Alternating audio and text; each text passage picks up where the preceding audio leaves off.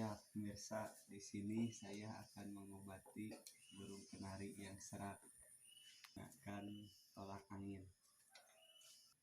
Ini burung kenari saya sudah diambil. Dengan cara mengobatinya, cukup antangin, kita gunting, terus si burung dipegang sambil giniin, tunggu sampai 1 menit.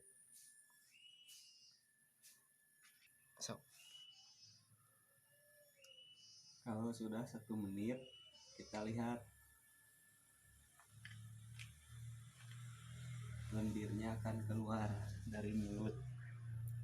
Kita pegang aja gini.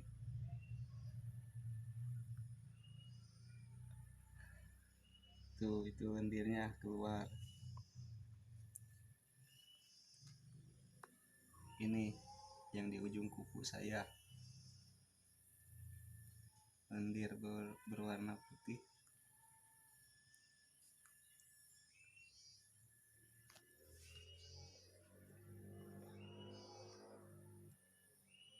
Ini pemirsa.